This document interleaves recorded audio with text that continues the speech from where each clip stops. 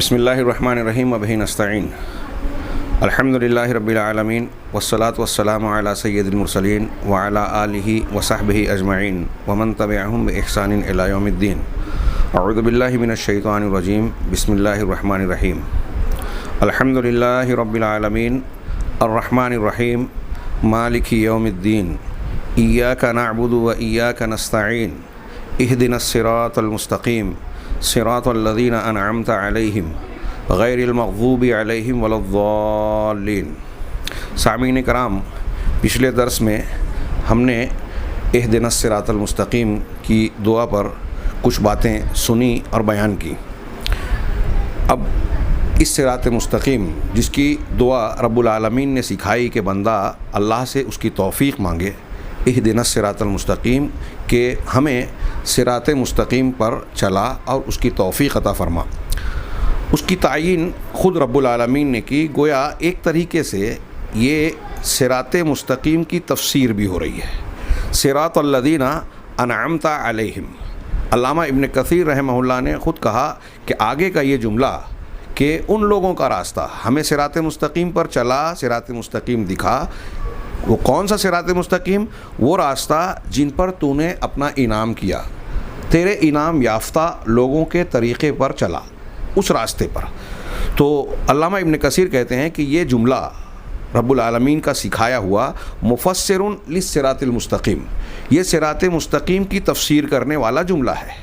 اور عربی قاعدے سے انہوں نے کہا کہ نحات کے نزدیک یہ جملہ وہو بدل منہ عند النحات، کہ اس کا بدل ہے عربی زبان کے قاعدے کے مطابق. یعنی جو اہدنا الصراط المستقیم میں الصراط المستقیم کہا گیا وہی صراط الذین انعمت علیہم ہے. اور بعض لوگوں نے کہا کہ اور انہوں نے آگے کہا کہ عطف بیان ہونا بھی، کہ صراط مستقیم کے بیان کے طور پر عطف لا کر بیان کرنے کے لیے اس جملے کو ذکر کیا گیا. دونوں جائز ہے. اللہ تبارک و تعالیٰ نے کہا کہ صراط الذین انعمت علیہم. تو الذین انعمت علیہم، جن لوگوں پر تو نے اپنا انعام فرمایا، یہ کون لوگ ہیں؟ علامہ ابن کثیر نے قرآن ہی سے اس کی تفسیر نقل کی اور کہا کہ یہ وہ لوگ ہیں جن کو سورہ نساء میں اللہ تبارک و تعالیٰ نے ذکر کیا اس طرح سے کہ اللہ کا ارشاد اور فرمان ہے وَمَن يُطِعِ اللَّهَ وَالرَّسُولَ فَأُولَٰئِكَ مَعَ الَّذِينَ أَنْعَمَ اللَّهُ عَلَيْهِمْ من النبیین والصدیقین والشہداء والصالحین وحسن اولئک رفیقا. کہ جو شخص اللہ کی اور الرسول کی یعنی محمد صلی اللہ علیہ وسلم کی اطاعت و فرما برداری کرے گا، جو ان دونوں کی اللہ کی اور رسول کی فرما برداری کرے گا، تو یہ لوگ ان لوگوں کے ساتھ ہوں گے جن پر اللہ تبارک و تعالیٰ نے اپنا انعام فرمایا. جن پر انعام فرمایا یعنی انعام یافتہ لوگوں پر. اب وہ انعام یافتہ کون ہیں؟ خود قرآن مجید میں اللہ رب العزت نے خود بیان کیا، من النبیین والصدیقین والشہداء والصالحین. من کو بیانیہ کی طرح مان کر اگر ترجمہ کریں، یعنی جن پر انعام کیا انبیاء کرام، صدیقین، شہداء اور نیک لوگ، صالح لوگ. ان میں سے جو لوگ ہیں، اگر من کو تبعیضیہ مانے اور من کو بیانیہ مانے، یعنی یہ نبیوں، صدیقوں اور شہداء اور صالحین، ان لوگوں میں یہ چاروں طبقات جو ہیں اللہ تبارک و تعالیٰ کے انعام یافتہ ہیں. اللہ نے کہا وَحَسُنَ أُولَئِكَ رَفِيقًا، اور یہ بہت اچھے اور بہتر رفیق ہیں. رفاقت کے اعتبار سے یہ سب سے اچھے لوگ ہیں. ہاں، ذَلِكَ الْفَضْلُ مِنَ اللَّهِ، یہ اللہ کا فضل اور احسان ہے. وَكَفَى بِاللَّهِ عَلِيمًا، اور علم اور جانکاری رکھنے کے اعتبار سے اللہ کافی ہے. سورہ نساء کی یہ آیت صراط الذین انعمت علیہم میں انعام یافتہ لوگ کون ہیں اس کی زبردست اور جامع تفسیر بیان کر رہی ہے. حضرت ابن عباس رضی اللہ تعالیٰ عنہ کا قول علامہ ابن کثیر نے نقل کیا کہ وہ کہتے ہیں صراط الذین انعمت علیہم، ان لوگوں کا راستہ جن پر تو نے انعام کیا. کیسے انعام کیا؟ اپنی اطاعت اور اپنی عبادت کی توفیق دے کر. یعنی وہ لوگ جو تیری اطاعت اور تیری فرما برداری کرتے ہیں، تیری عبادت سے جڑے رہتے ہیں، وہ انعام یافتہ ہیں. یعنی کون لوگ؟ یعنی وہ تیرے فرشتے، تیرے انبیاء، تیرے صدیقین، شہداء اور صالحین. نیک لوگ. اور یہی یہ جو حضرت عبداللہ ابن عباس نے تفسیر بیان کی، گویا سورہ نساء کی جو آیت ابھی ہم نے پڑھی ہے گویا اس کے بالکل ساتھ چل رہی ہے، یا اسی کے مطابق حضرت ابن عباس رضی اللہ تعالیٰ عنہ کی یہ تفسیر ہے جو مفسر قرآن ہے، حبر الامہ ہے. اس کے علاوہ اس آیت کی یا صراط انعمت علیہم کی تفسیر کرتے ہوئے سلف کے بہت سارے اقوال ہیں. علامہ ابن کثیر نے بعض اقوال کو ذکر کیا، جس میں سے کچھ صحابہ، تابعین، مفسرین کہتے ہیں کہ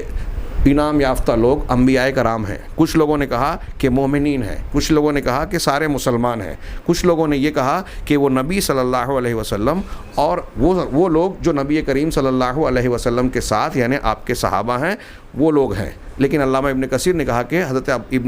ابن عباس کی جو تفسیر گزری وہ زیادہ عام اور زیادہ ہماگیر ہے، اس میں یہ سارے اقوال اس کے اندر خود بخود آ جاتے ہیں. شیخ عبدالرزاق کی تفسیر پر جو 2 جملے کی ہے نقل کریں، آسان سی دروس مہمہ کی تفسیر میں سورہ فاتحہ کی تفسیر کرتے ہوئے جو انہوں نے نقل کیا، صراط الذین انعمت علیہم یعنی جن لوگوں پر تو نے انعام کیا ان کے راستے پر چلا پروردگار، یعنی نبیوں کا راستہ، صدیقوں کا راستہ، شہداء اور صالحین کا راستہ، اور یہ لوگ رفیق ہونے میں بہت بہتر ہیں.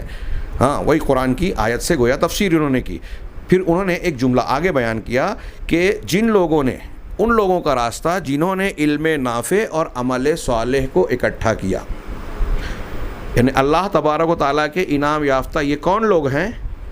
ان کو اللہ تبارک و تعالیٰ نے علم نافع دیا، یعنی ہدایت دی، صحیح راستہ دیا،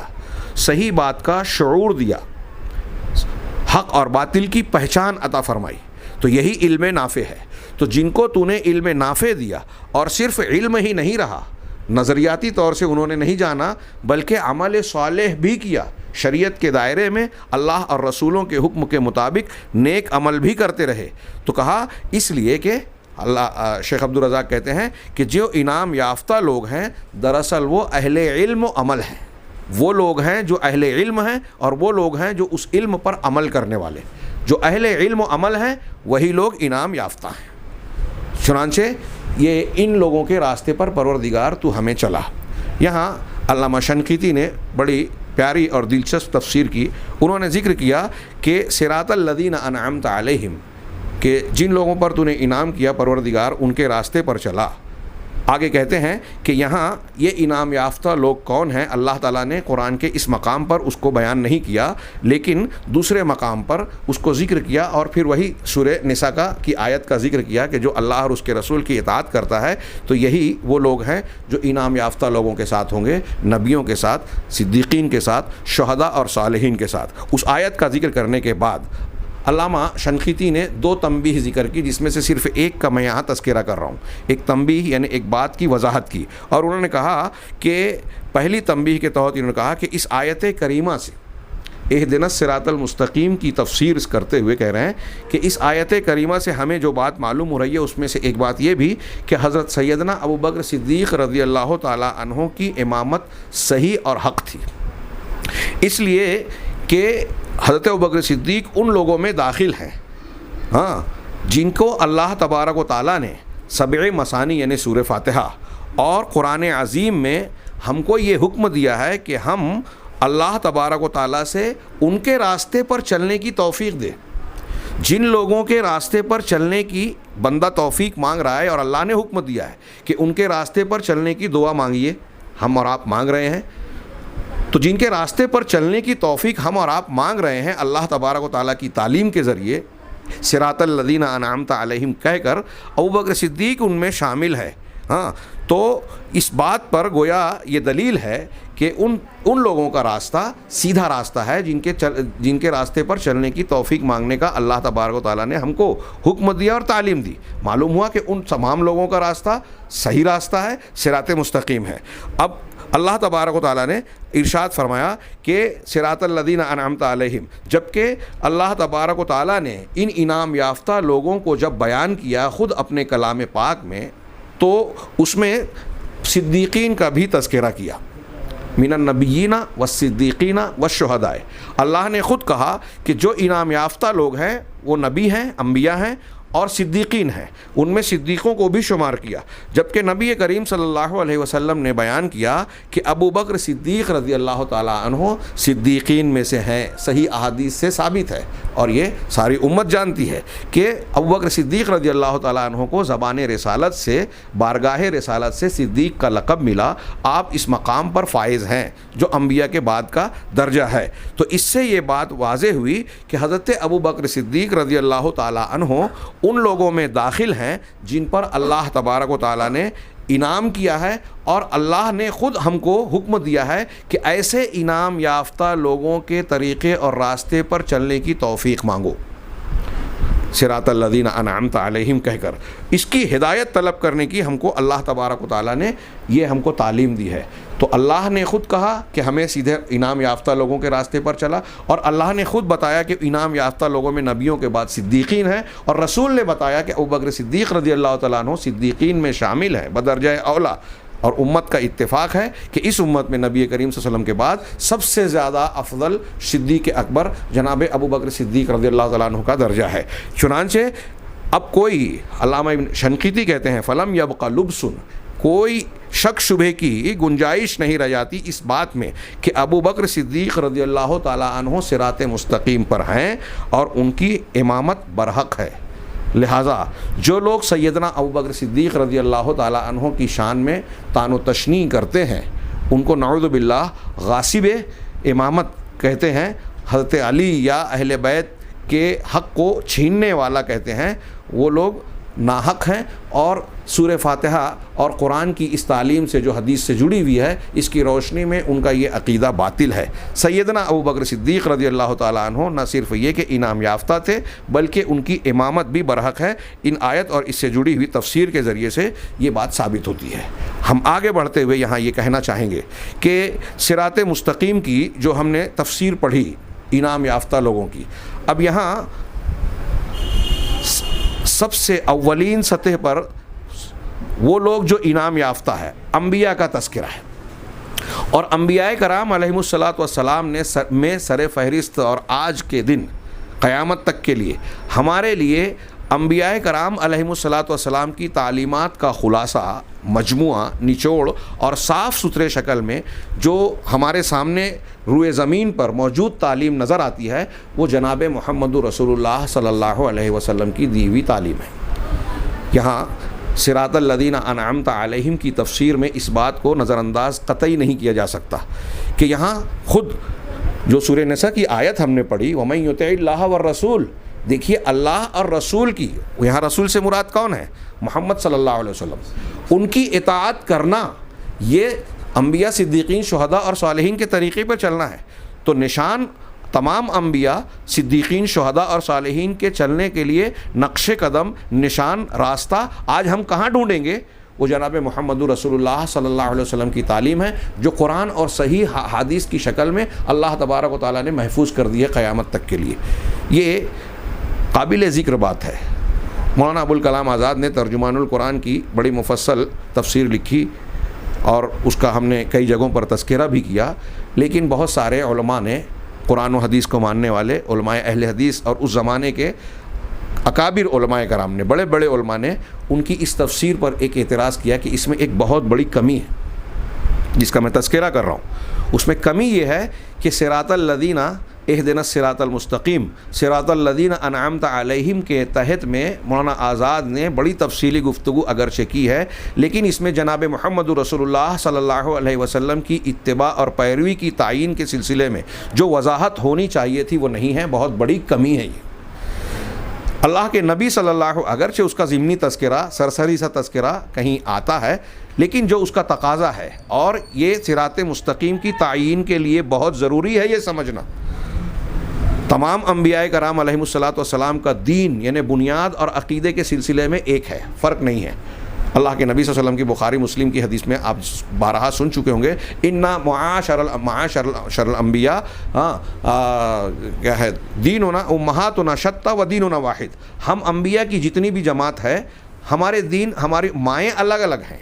شریعتیں جدا جدا ہو سکتی ہیں ماحول اور تقاضوں کے اعتبار سے، لیکن دین سب کا ایک ہے۔ وَأَنَّ هَٰذِهِ أُمَّتُكُمْ أُمَّةً وَاحِدَةً،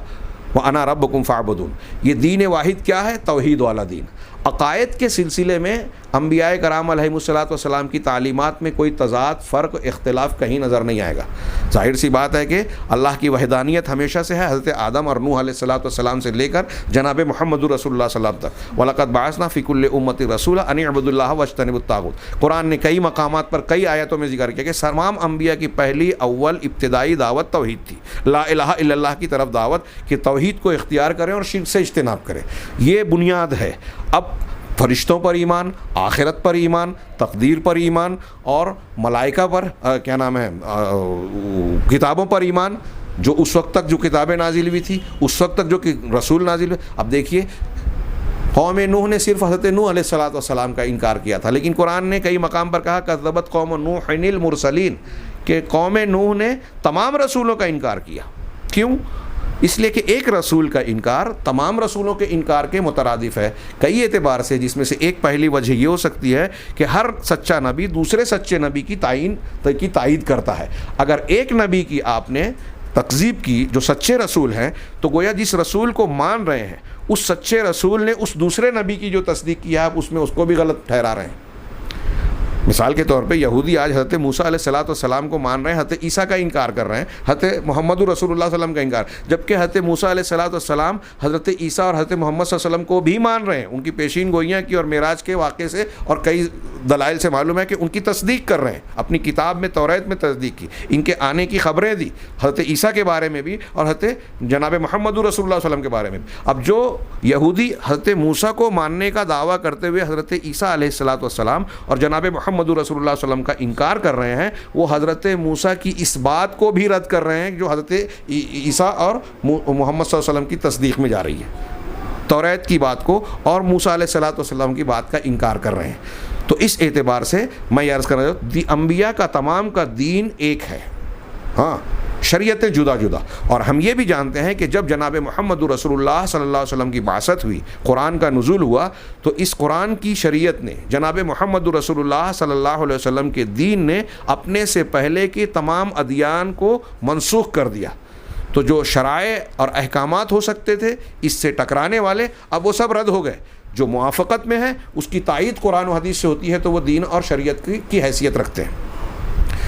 تو عرض یہ کرنا ہے، خلاصہ کلام یہ کہ صراط مستقیم سمٹا ہوا ہے یا اس کا مرکزی نقطہ ہے جناب محمد رسول اللہ صلی اللہ علیہ وسلم کی ذات، آپ پر ایمان لانا، آپ کی اطاعت و اتباع کرنا۔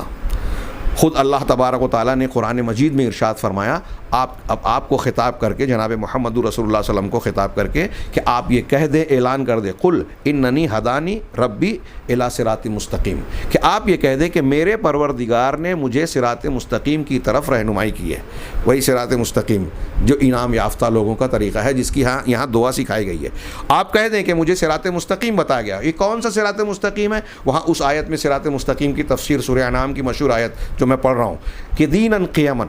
صراط مستقیم کیا ہے؟ دیناً قیماً، سیدھا دین، ملت ابراہیم حنیفہ، ابراہیم کی ملت، ابراہیم کا طریقہ جو تمام معبودان باطلہ سے کٹ کر، سب سے ہٹ کر صرف اللہ سے جڑنے والا ہے، حنیفی، دین حنیف، حنیفم وما کان من المشرکین، اور وہ مشرکین میں سے نہیں تھے۔ تو ملت ابراہیمی جو تھی وہی ملت محمدی صلی اللہ علیہ وسلم ہے بنیادی طور پر،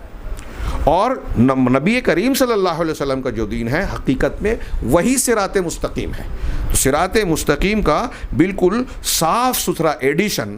جو اللہ تبارک و تعالیٰ نے دنیا کو دیا ہے، دنیا انسانیت کی سعادت اور فلاح کے لیے، تمام گمراہیوں سے بچ کر اللہ تک اور اس کی جنت تک پہنچنے کے لیے، وہ جناب محمد رسول اللہ صلی اللہ علیہ وسلم کی شخصیت اور آپ کی تعلیمات ہے۔ گویا نبی کریم صلی اللہ علیہ وسلم کو چھوڑ کر کوئی شخص صراط مستقیم پر چل ہی نہیں سکتا، صراط مستقیم کو جان ہی نہیں سکتا۔ اگر ایک بندہ دین میں، حق میں، دین اسلام میں داخل ہونا چاہتا ہے جو صراط مستقیم ہے، تو دین اسلام میں اگر وہ اشہد ان لا الہ الا اللہ وحدہ لا شریک اللہ کی گواہی دے بھی دے تو بھی پورا مسلمان نہیں ہو سکتا جب تک کہ وہ اس گواہی کے ساتھ وَأَشْهَدُ أَنَّ مُحَمَّدًا عَبْدُهُ وَرَسُولُهُ کی گواہی شامل نہ کرے کہ محمد، میں اس بات کی بھی گواہی دیتا ہوں کہ محمد صلی اللہ علیہ وسلم اللہ کے سچے رسول اور اس کے بندے ہیں۔ تو آپ کی رسالت کو مانے بغیر اور یہ مانے بغیر کہ اب اللہ کو ماننا ہے تو آپ کے طریقے کو فالو کرنا ہوگا، اس کی اتباع کرنی ہوگی، اس کے بغیر کوئی انسان صراط مستقیم پر قائم رہ ہی نہیں سکتا، وہ دنیا کی کسی بھی شخصیت کا دامن تھام لے۔ اللہ کے نبی صلی اللہ علیہ وسلم نے ارشاد فرمایا کہ لو کان موسیٰ حیا ما وسعہ الا اتباعی، انتہائی صاف ستھری بات۔ ایک یہ حدیث اگر آج ہمارے یہاں مسلمان ٹھیک انداز میں سمجھ لیں تو آج مسلکوں کے کئی اختلاف ہمارے یہاں ختم ہو جائیں۔ اللہ کے رسول کہہ رہے ہیں کہ اگر موسیٰ بھی زندہ ہوتے تو میری اتباع کے بغیر چارہ نہیں ہوتا۔ یہ حدیث مختلف الفاظ سے مقبول درجے کو پہنچتی ہے۔ اور دوسری بھی حدیث ہے کہ اگر ایک طبرانی کی روایت ہے، بعض علماء نے اسے مقبول ہی کہا ہے کہ اگر موسیٰ اور عیسیٰ بھی اگر آج زندہ ہو کر آ جائیں تو میری ہی اتباع کے بغیر چارہ نہیں ہوگا۔ اور یہ بھی ہم جانتے ہیں کہ حضرت عیسیٰ علیہ السلام صحیح نصوص کی مطابق جو ثابت شدہ ہمارے عقیدے کا حصہ ہے کہ زندہ آسمان پر اٹھائے گئے ہیں، اور یہ قرب قیامت میں خروج دجال کے بعد نزول فرمائیں گے اللہ کے اذن اور حکم سے، اور دجال کا خاتمہ کریں گے۔ حضرت عیسیٰ علیہ السلام ایک صاحب کتاب اور صاحب شریعت پیغمبر ہیں، نبی ہیں، ہاں، اور ان کا نزول جب شریعت محمدیہ کے پیریڈ میں ہوگا تو صاف صراحت موجود ہے کہ یہ جناب محمد رسول اللہ صلی اللہ علیہ وسلم کی شریعت کی پیروی کریں گے۔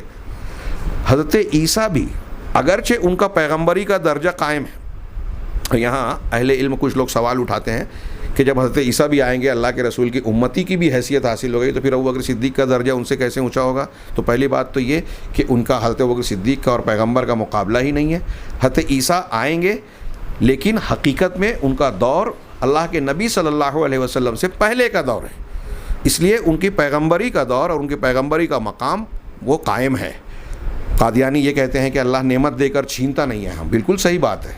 اس لیے انہوں نے حضرت عیسیٰ علیہ السلام کو کی شخصیت کے نزول کو رد کر کے اس مقام اور منصب پر مرزا غلام احمد قادیانی کو بٹھانا چاہا کہ ایسا نہیں ہو سکتا کہ حضرت عیسیٰ پیغمبر ہوں، اب ان کے اس مقام کو چھین کر اللہ تعالیٰ امت میں ان کو بھیجے اور امتی کی حیثیت دے۔ جی ہاں، حضرت عیسیٰ علیہ السلام آئیں گے اور یہاں شریعت اسلامیہ محمد صلی اللہ علیہ وسلم کی شریعت پر عمل کریں گے ضرور، لیکن ان کی پیغمبری کا درجہ قائم ہے، ان کا پیریڈ اصل میں نبی کریم صلی اللہ علیہ وسلم سے پہلے کا ہے۔ اور اگر مان لیا جائے بالفرض، شیخ ابن عثیمین نے یہ جواب بھی دیا ہے کہ مان بھی لیا جائے کہ وہ ایک حیثیت سے اس امت کے فرد ہیں، تو ہم یہ کہیں گے کہ ابوبکر صدیق رضی اللہ تعالیٰ عنہ کا درجہ ساری امت سے بڑھ کر ہے جناب رسول اللہ صلی اللہ علیہ وسلم، سوائے حضرت عیسیٰ کی۔ اول تو ان کا مقام پہلے کا ہے۔ خیر، تو حضرت عیسیٰ علیہ السلام، اہم بات یہ کہ حضرت عیسیٰ علیہ السلام پیغمبر صاحب شریعت ہونے کے باوجود آئیں گے تو جناب محمد رسول اللہ صلی اللہ علیہ وسلم کی سنت پر عمل کریں گے، آپ کی شریعت پر عمل کریں گے۔ اب ان کو بھی یہ اختیار نہیں ہوگا، اور کوئی شخص حضرت عیسیٰ کے پاس جا کر اگر یہ کہے اس وقت جب ان کا نزول ہوگا کہ آپ کی شریعت میں فلاں مسئلہ کیسے تھا وہ بتائیے اور میں عمل کروں، تو کیا دنیا کا کوئی مفتی یہ کہہ سکتا ہے کہ اس کا یہ سوال، اور اگر بالفرض حضرت عیسیٰ بتائیں کہ میری شریعت میں ایسا تھا جو جناب محمد رسول اللہ صلی اللہ علیہ وسلم کی شریعت یا حکم کے سے ہٹ کر ہو، اور وہ اس کو مان کر اسی پر عمل شروع کر دے، تو کیا وہ حق اور ہدایت پر ہوگا؟ سلف و خلف کے تمام علماء، صحابہ کرام، ائمہ دین، تمام کا اس پر اتفاق ہے کہ اب جناب محمد رسول اللہ صلی اللہ علیہ وسلم سے اگر کوئی حکم، کوئی فتویٰ، کوئی معاملہ ثابت ہو جائے تو دنیا کی کوئی بھی شخصیت ہو، وہ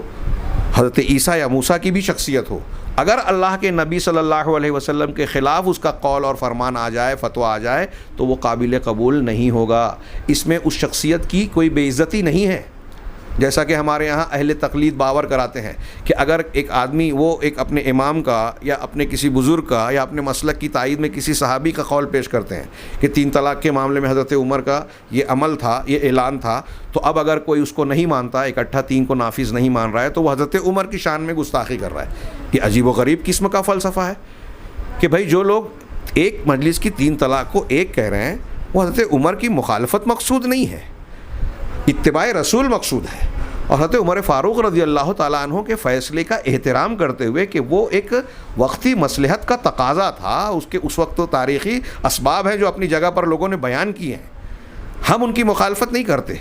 اگر اس اصول کو مان لیا جائے، یہ میں اکثر بیان کرتا ہوں، اس اصول کو مان بھی لیا جائے کہ حضرت عمر کی بات کو نہ مان کر حدیث رسول کو ماننا، ابوبکر صدیق کے فتوے کو ماننا، عمر فاروق کے ابتدائی 2-2.5 سال کے فیصلے کو ماننا، یہ حضرت عمر کی بے عزتی ہے، توہین ہے. تو حضرت عمر کی بات کو مان کر حضرت ابوبکر صدیق کی بات کو ٹھکرانا، نبی کریم صلی اللہ علیہ وسلم کی سنت یا حدیث کو رد کرنا، کیا یہ رسول اللہ صلی اللہ علیہ وسلم اور حضرت ابوبکر صدیق کی توہین نہیں ہے؟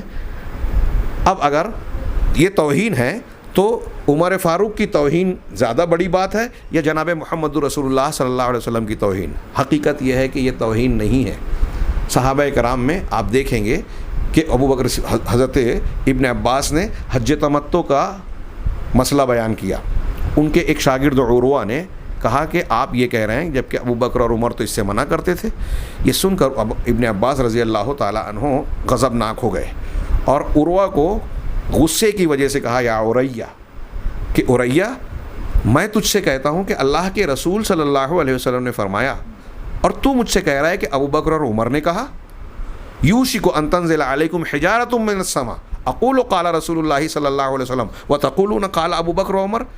کہ قریب ہے کہ آسمان سے تم پر پتھروں کی بارش ہو جائے، عذاب نازل ہو جائے. میں کہتا ہوں کہ اللہ کے رسول صلی اللہ علیہ وسلم نے فرمایا، تم کہتے ہو کہ ابوبکر اور عمر نے فرمایا. یہ ایک صحابی رسول ہے، کیا ابوبکر صدیق عمر فاروق کی بے عزتی کر رہے ہیں؟ وہ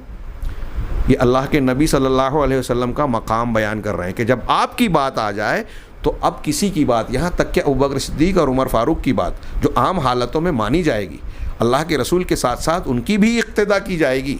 ہاں عزو علیکم کیا ہے، علیکم بسنتی و سنت الخلفاء الراشدین. لیکن اگر خلفاء راشدین کی کوئی بات اللہ کے نبی صلی اللہ علیہ وسلم کی سنت کے خلاف ہو جائے گی تو خلفاء راشدین کی بات کو یا ان میں سے کسی کی بات کو چھوڑ دیا جائے گا. اس پر اہل سنت والجماعت کے تمام اماموں اور اول و آخر کے علماء کا اتفاق ہے. کیا امام ابو حنیفہ، کیا امام مالک، کیا امام شافعی، کیا امام احمد، کیا امام اوزاعی، کیا امام اسحاق ابن راویہ، امام ثوری، امام بخاری، جتنے بھی ائمہ کرام رحمہم اللہ ہے، سب کا اس اصول پر اتفاق ہے. امام مالک کا وہ جملہ کتنا زبردست ہے کہ ہم میں سے ہر ایک کی بات کو رد کیا جا سکتا ہے اور قبول بھی کیا جا سکتا ہے سوائے اس صاحب قبر کی. اللہ کے نبی صلی اللہ علیہ وسلم کے قبر مقبرے پر، روضہ مبارک پر اشارہ کر کے کہا کہ اللہ کے نبی صلی اللہ علیہ وسلم کی بات کو رد نہیں کیا جا سکتا کیونکہ آپ کی بات اللہ کی بات ہے اور وہ دلیل ہے، بذات خود دلیل ہے. اس کے ثابت کرنے کے لیے دلیل کی ضرورت نہیں ہے. اگر اللہ کے نبی صلی اللہ علیہ وسلم کی کوئی بات ثابت ہو جائے کہ یہ نبی کی بات ہے تو وہ دلیل ہے اور کسی کی بات نہیں. اس لیے یہ بات ذہن نشین رکھنی چاہیے، یہ بات لوگ اپنے ذہن و دماغ میں اچھی طرح باندھ لیویں کہ اگر کوئی انسان کتنا بھی پہنچا ہوا ہو، ہمارے ہاں گمراہ کرنے کے لیے لوگ، جیسا کہ میں نے توحید کے بارے میں کہا کہ فلاں بزرگ تو ایسے تھے کہ ہوا میں اڑتے تھے، وہ تو پانی پہ چلتے تھے، ان کی تو ایسی ایسی کرامت ہے، ان کی ایسی ایسی عظمت ہے، وہ ایک وقت میں 4 جگہ دکھائی دیتے تھے، جبکہ یہ بات باطل ہے. اگر یہ کرامتیں مان بھی لی جائیں اور کرامتوں کا اس بات ہم کرتے ہیں، لیکن وہ جو ثابت شدہ ہیں، بہت سی کرامتیں لوگوں کے ارد گرد عقیدت کا، محبت کا حالہ بن لینے کے لیے لوگوں نے جھوٹی کرامتیں بھی گڑھ لی ہیں، اور کچھ تو ایسی ہیں جس میں صراحتاً اللہ تبارک و تعالیٰ کی توہین ہوتی ہے، جیسے میں نے کچھ کا بیان کیا تھا. تو ایسی کرامتوں کے حوالے سے جہاں توحید پر ڈاکہ ڈالا گیا، وہاں رسول کے مقام اور منصب پر بھی ڈاکہ ڈالا گیا کہ فلاں بزرگ اتنے پہنچے ہوئے ہیں لہٰذا ان کی ہر بات کو مان لیا جائے. وہ تو ایسے تھے کہ ایک عشاء کے وضو سے فجر کی نماز اتنے سالوں تک پڑھی. پہلی بات تو یہ درست نہیں ہے. اگر درست مان بھی لیا جائے تو سوال یہ ہے، اکثر میں یہ بات کہتا ہوں اور ایک موٹا سا سوال ہے دنیا کے کسی بھی مفتی سے، بلکہ اپنے دل سے پوچھئے کہ دنیا کا کوئی ولی، کوئی بڑے سے بڑا پیر، مرشد، بڑے سے بڑا کوئی بزرگ اگر بزرگی کے، ولایت کے، صالحیت کے کسی بھی اعلیٰ سے اعلیٰ مقام پر پہنچ جائے، وہ ہوا میں اڑے، پانی پہ چلے، آگ میں بیٹھا، کھیلتا کودتا ہو، ہاں کچھ بھی کرتا دکھائی دیتا ہو، کسی بھی مقام کو پہنچتا ہو، کیا ان تمام چیزوں کے باوجود کیا کوئی بزرگ ولی پیر، یہاں تک کہ صحابی رسول صلی اللہ علیہ وسلم، اللہ کے نبی صلی اللہ علیہ وسلم کے منصب اور حقوق کو حاصل کر سکتا ہے؟ جو اللہ تبارک و تعالیٰ نے اپنے پیارے رسول کے بارے میں کہا وَأَطِيعُوا اللَّهَ وَأَطِيعُوا الرَّسُولَ، اللہ کی اطاعت کرو اور الرسول کی اطاعت کرو. کیا کسی اور کے بارے میں یہ حکم دیا جا سکتا ہے کہ اس کی بھی اطاعت کرو، اس امام کی بھی، اس پیر کی بھی، اس فلاں کی بھی؟ یا اللہ کے رسول صلی اللہ علیہ وسلم کے بارے میں اللہ نے کہا وَمَا آتَاكُمُ الرَّسُولُ فَخُذُوهُ وما نہاکم عنہ فانتہوا، جو رسول تم کو دے دیں اسے لے لو، جس سے منع کر دیں اس سے باز آ جاؤ، رک جاؤ، چھوڑ دو۔ کیا یہ مقام کسی اور شخصیت کے بارے میں کہہ سکتا ہے کہ فلاں امام جو کہہ دے مان لو، فلاں امام جس چیز سے منع کر دے رک جاؤ؟ اگر کوئی اس قسم کی تقلید کرتا ہے کہ میرے امام نے جو کہا ہے کہ کرو میں کروں گا، جس سے منع کیا رک جاؤ، تو وہ اپنے اس امام کو رسول کا درجہ دے رہا ہے۔ اور کوئی عجب نہیں کہ وہ اس مقام پر اتخذوا احبارہم و رہبانہم اربابا من دون اللہ کے درجے میں جا کر نعوذ باللہ اللہ کے حق پر بھی ڈاکہ ڈال رہا ہے، اللہ کی ربوبیت و عبادت میں شریک ٹھہرا رہا ہے اس شخص کو جس کو حلال حرام کا اور تشریع کا حق دے رہا ہے۔ کیا کسی کو یہ حق اور یہ حیثیت حاصل ہے کہ لقد کان لکم فی رسول اللہ اسوۃ حسنہ، تمہارے لیے اللہ کے رسول کی ذات میں بہترین نمونہ ہے۔ اللہ کے رسول صلی اللہ علیہ وسلم کی ذات میں نمونہ ہے کس بات میں؟ عقیدے میں، عبادات میں، اخلاق میں، معاملات میں، اور آداب زندگی میں، ہر چیز میں اللہ کے رسول صلی اللہ علیہ وسلم کو اللہ تعالیٰ کے اس چھوٹے سے ارشاد نے ہمیں نمونے کے طور پر پیش کر دیا۔ اور یہیں ہماری اس زیر بحث آیت کی تفسیر ہم کر رہے ہیں کہ صراط مستقیم کی تعیین میں اولین مقام ہم جس شخصیت کو دیں گے، جس کی تعلیم اور ارشادات، تقریرات، بیانات اور افعال کو دیں گے، وہ جناب محمد رسول اللہ صلی اللہ علیہ وسلم ہیں۔ یعنی صراط الذین انعمت علیہم، جن پر تو نے اپنا انعام کیا ہے، ان کے راستے پر ہم کو چلا، ان کے راستے کی توفیق دے، اس میں سر فہرست جناب محمد رسول اللہ صلی اللہ علیہ وسلم ہیں۔ یعنی اس لیے کہ اگر دنیا کی کسی بھی شخصیت کی پیروی کرتے ہوئے اگر آپ رسول اللہ صلی اللہ علیہ وسلم کی پیروی میں کی خلافت کے مخالفت میں چلے گئے تو آپ کو گمراہ کہا جائے گا، آپ کو راہ راست سے ہٹا ہوا کہا جائے گا۔ لہذا انعمت علیہم کی تعیین کے لیے دوسرا ایک اصول یہ ہوا کہ جہاں ہم قرآن دیکھیں گے وہاں رسول اللہ صلی اللہ علیہ وسلم کو دیکھیں گے کہ کوئی بھی تعلیم، کوئی بھی حکم، کوئی بھی فیصلہ، کوئی اسوہ اور طریقہ نبی کریم صلی اللہ علیہ وسلم سے ٹکرانے والا نہ ہو۔ اگر وہ ٹکرا رہا ہے تو وہ صراط مستقیم نہیں ہو سکتا۔ اب یہ نبیین، انبیاء، صدیقین، شہداء، صالحین، سارے لوگوں کا راستہ جڑا ہوا ہے جناب محمد رسول اللہ صلی اللہ علیہ وسلم کی اتباع سے۔ اور خود اس آیت میں جو سورہ النساء کی صراط مستقیم کی انعمت علیہم کی انعام یافتہ لوگوں کی تفسیر میں بیان کی گئی، اس میں خود اس بات کی وضاحت ہے وَمَن يُطِعِ اللَّهَ وَالرَّسُولَ، جو اللہ اور اس کے رسول کی، اللہ اور الرسول کی یعنی جناب محمد رسول اللہ صلی اللہ علیہ وسلم کی اتباع کرے۔ اس آیت کو اور اس تشریح کو جب ہم سامنے رکھتے ہیں تو ان تمام لوگوں کا رد ہو جاتا ہے جو نبی کریم صلی اللہ علیہ وسلم کی تشریعی حیثیت کو، آپ کی حدیثوں کی حجیت کو اور حدیثوں کی تشریعی حیثیت کو کہ حدیثیں حلال حرام کی تعیین نہیں کر سکتی، اس کا انکار کرتے ہیں، یعنی جن کو ہم منکر حدیث کہتے ہیں۔ جو لوگ حدیثوں کا انکار کرتے ہیں، کھل کر کرتے ہیں یا دب کر کرتے ہیں، کچھ حدیثوں کو جو ان کے ذہن و دماغ کے موافق ہوتی ہے مانتے ہیں، کچھ حدیثوں کو جس کو وہ اپنے ذہن سے یہ قرار دے دیتے ہیں کہ یہ قرآن سے ٹکرا رہی ہے، یہ عقل میں نہیں آ رہی ہے، سائنس اور تحقیقات اس کو رد کر رہی ہیں یا اس کو قبول نہیں کرتی، یا غیر مسلمین اس پر اعتراض کرتے ہیں اور ہم اس کی توجیہ نہیں کر پاتے اس لیے اس کی تشریح یوں کر رہے ہیں، فلسفہ اور منطق اس کا ساتھ نہیں دے رہے ہیں اس لیے حدیثوں کا انکار کر، وہ کسی بھی عنوان کے تحت حدیثوں کا یا جناب محمد رسول اللہ صلی اللہ علیہ وسلم کی تعلیمات کا انکار کریں، اس کی فاسد تعویلات کریں، وہ گمراہی کا شکار ہیں، اور وہ جس راستے پر چل رہے ہیں وہ صراط الذین انعمت علیہم سے ہٹی ہوئی ہے۔ اللہ تبارک و تعالیٰ نے صراط مستقیم کی تعیین کی کہ وہ راستہ سیدھا راستہ پر پروردگار ہمیں چلا اور قائم اور ثابت قدم رکھ ان لوگوں کے راستے پر جو تیرے انعام یافتہ ہیں۔ اس امت میں جناب محمد رسول اللہ صلی اللہ علیہ وسلم، میں نے کہا کہ صراط مستقیم کی تعیین کے لیے سب سے روشن ستارہ اور سورج ہے، اور اس ستارے کی اتباع کیسے کی جائے، ان سے تعلیمات کیسے لی جائیں، اس کی توضیح کرنے والے صحابہ کرام رضوان اللہ علیہم اجمعین ہیں، جو درسگاہ نبوت کے اولین طلبہ ہیں، جنہوں نے صرف حدیثوں کو سنا نہیں بلکہ سمجھا، قرآن کو سنا نہیں بلکہ سمجھا، سیکھا۔ قرآن کو اس طرح سیکھتے تھے کہ 10 آیتیں سیکھی، اس کے معنی اور مطالب کو سمجھا، اس پر عمل کیا، پھر اس کے آگے بڑھتے تھے، جیسا کہ حضرت عبداللہ بن مسعود وغیرہ کی صراحت ہے کہ صحابہ کرام اس طرح اللہ کے نبی صلی اللہ علیہ وسلم سے قرآن سیکھتے تھے۔ اب اللہ کے رسول جب انہیں قرآن سکھا رہے ہیں تو اس کی تشریح، تفسیر بھی بتا رہے ہیں لہٰذا قرآن کی تفسیر جناب محمد رسول اللہ صلی اللہ علیہ وسلم کے عمل سے، اقوال سے، اور اس کے بعد صحابہ کرام جو اللہ کے نبی صلی اللہ علیہ وسلم کے براہ راست شاگرد ہیں، آپ کے ماحول، اس قرآن کے نزول کے ماحول کو، قرائن کو، احوال کو، قرآن کے نزول کے پس منظر کو، جس کو ہم شان نزول کہتے ہیں، سب سے زیادہ بہتر طریقے سے جاننے والے ہیں۔ عربی زبان کی نزاکتوں کو، دلالتوں کو سب سے بہتر جاننے اور سمجھنے والے ہیں یہ صحابہ کرام۔ اسی لیے اللہ کے نبی صلی اللہ علیہ وسلم کے بعد صراط مستقیم کی تعیین میں جن کو ہم دیکھیں گے وہ صحابہ کرام ہیں۔ اور یہ جو میں کہہ رہا ہوں یہ بھی تعیین میں نے نہیں کی، خود قرآن نے کی، اللہ کے رسول صلی اللہ علیہ وسلم نے کی۔ قرآن نے کہا فَإِنْ آمَنُوا بِمِثْلِ آمَنْتُمْ بِهِ فَقَدِ اهْتَدَوْا۔ قرآن نے کہا وَمَنْ يُشَاقِقِ الرَّسُولَ مِنْ بَعْدِ مَا تَبَيَّنَ لَهُمُ الْهُدَىٰ وَيَتَّبِعْ غَيْرَ سَبِيلِ الْمُؤْمِنِينَ۔ قرآن نے صحابہ کے بارے میں کہا رضی اللہ عنہم ورضوا عنہ۔ ان تمام آیتوں اور حدیثوں کا ما انا علیہ واصحابی کہ نجات پانے والا گروہ وہ ہے، اللہ کے رسول نے فرمایا جس پر میں ہوں اور میرے صحابہ، یعنی میرا مسلک اور صحابہ کا منہج جو اختیار کرے گا۔ تو ان دلیلوں کا، نصوص کا مقتضا یہ ہوا کہ اللہ کے یہاں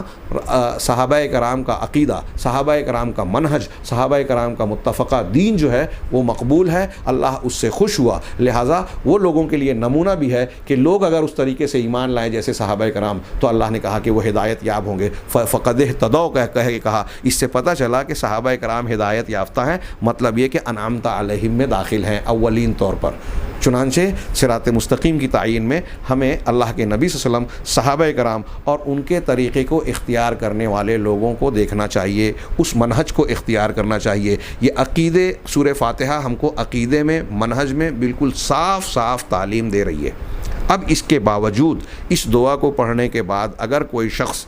فلاں بزرگ، فلاں بابا، فلاں پیر صاحب، فلاں نیٹ پر آنے والے شخصیت کو اس سے متاثر ہو کر اس کی کسی اچھی چیز کو یا مقبولیت کو دیکھ کر، اس کے فالوورز اور لائک والوں کو دیکھ کر، دلائل سے ہٹ کر ان کی ان چیزوں کو دیکھ کر اگر متاثر ہوتا ہے تو وہ صراط الذین انعمت علیہم کو اپنے ذہن و دماغ میں بسا نہیں رہا ہے۔ اسے چاہیے کہ وہ پورے خلوص دل سے اللہ کی جناب میں یہ دعا مانگے، بار بار مانگے، اہدنا الصراط المستقیم صراط الذین انعمت علیہم، جیسا کہ علامہ ابن کثیر نے کہا، علامہ شیخ سعدی نے کہا، علامہ ابن تیمیہ نے کہا کہ بندے کو اس دعا کی ہر وقت، ہر لحظہ، ہر حالت میں ضرورت ہے۔ اللہ تبارک و تعالیٰ سے ہم بھی دعا کرتے ہیں کہ پروردگار ہمیں صراط مستقیم کی رہنمائی بھی فرما اور اس پر چلنے کی توفیق بھی دے، اس پر جمائے رکھ، اس پر قائم اور ثابت قدم رکھ، اور ان لوگوں کا راستہ چلا جو تیرے انعام یافتہ ہیں، انبیاء، صدیقین، شہداء اور صالحین کا۔ ہمیں جناب محمد رسول اللہ صلی اللہ علیہ وسلم کی سچی پکی اتباع اور اطاعت کرنے والا بنا، اور اس کے ذریعے سے دنیا اور آخرت کی تمام کامیابیوں سے نواز، ہر قسم کے فتنے اور گمراہی سے محفوظ رکھ۔ وآخر دعوانا ان الحمد للہ رب العالمین۔